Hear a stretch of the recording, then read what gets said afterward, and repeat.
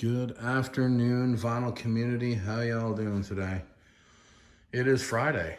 Thank God it's Friday, August 6th, 2021. I'm jumping in on a thread today for Craig over there at A to Z Music Haven. He came up with a thread idea to, I don't like this idea. It's to pick two eras, and he's saying favorite eras, he's saying favorite records from that era, those eras. If you've been watching my channel now for the little bit of time it's been on, I can't pick favorites. It's a really difficult thing for me, so I'm not picking favorites. I'm going to just pick two eras, and he wants you to show four records from each era. But the thing about it is that he wants you to try your best to show things you either haven't shown or you haven't talked about much, if at all, at least in terms of the bands and the artists. So I figured, okay, I like that idea. That's part of the idea that I really like the most, is let's try to show some stuff that you haven't either shown or that you haven't really talked about all that much on your channel, if at all. So I did put my thinking toque on. I'm a Canadian. The toque went on, even in the heat of August, which is really warm out today, man. Holy smokes, hitting 30 degrees Celsius. For my American friends, that's hot. It's not as hot as Florida or anything like that, but it's still damn hot. Anyway, doesn't matter. What the hell am I talking about? Why am I on to the weather? Let's talk about records and music and all that good shit. So I went 60s and I went 80s. And here we go. So I figured, you know what? I haven't talked about this band. I don't think. I haven't talked about this record. The Byrds, Sweetheart of the Rodeo. What are you supposed to say? It's outstanding. What a great piece of work. And went on to spur on the entire, well, certainly an enormous part of the reason the California country rock scene took off. I mean, would there be an Eagles without this record? Would Linda Ronstadt have blown up? This had an impact on the Flying Burrito Brothers, like all that stuff.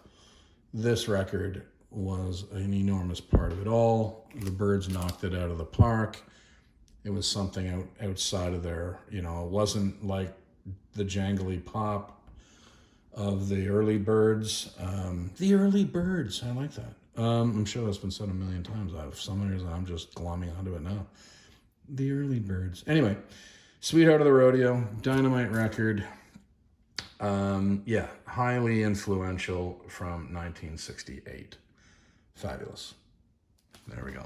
Boom, starting her off. Second record from the 60s. Sticking with that country theme.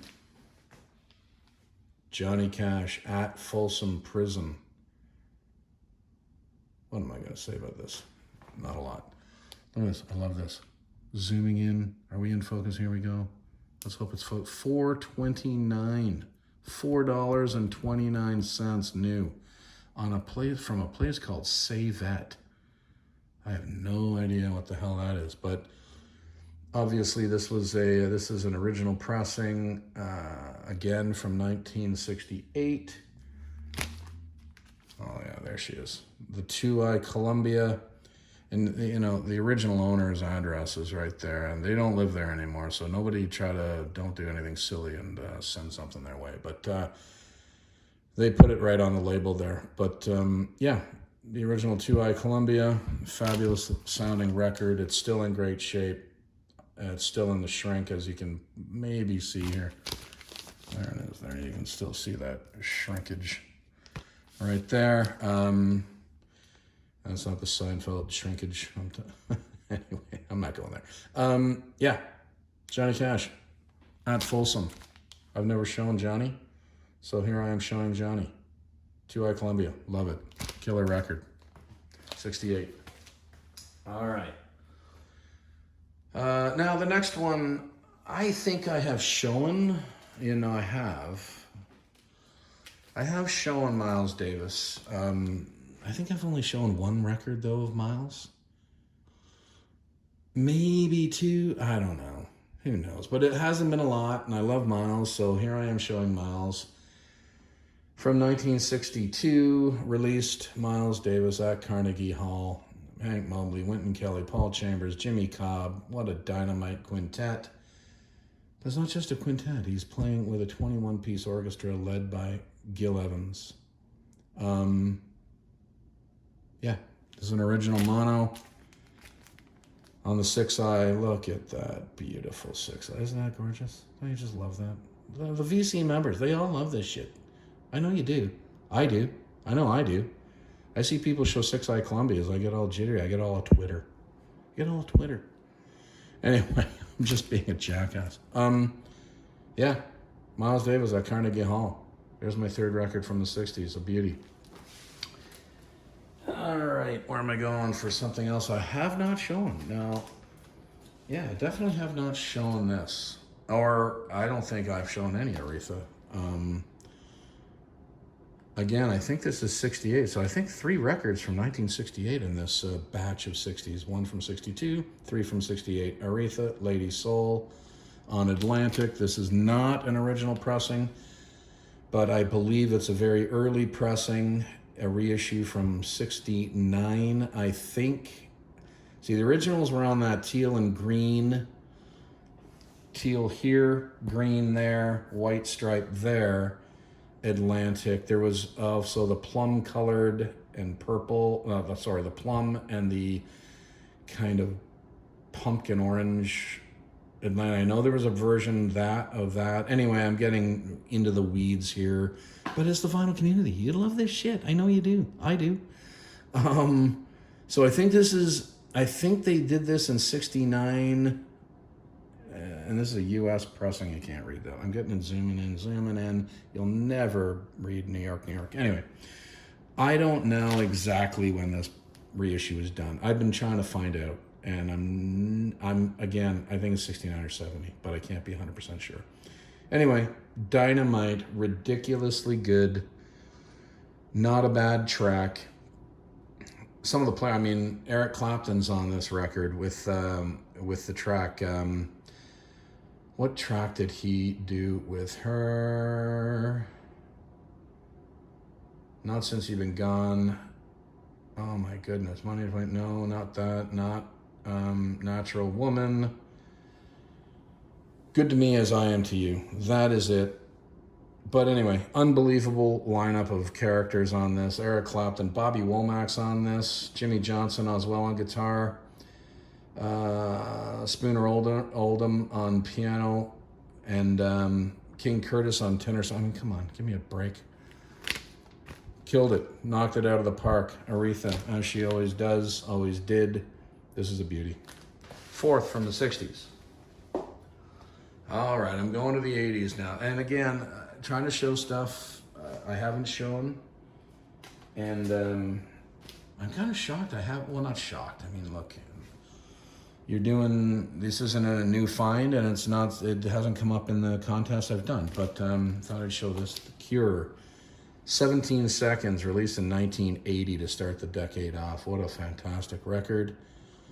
I know a lot of people, it's on, this is an original pressing on Polydor in Canada. I know a lot of people that this is their favorite Cure record, and it's their second record. I don't know if it's my favorite, but it's right up there, and it's a really good record. Anyway, starting off the 80s with The Cure, 17 Seconds. All right, where am I going next?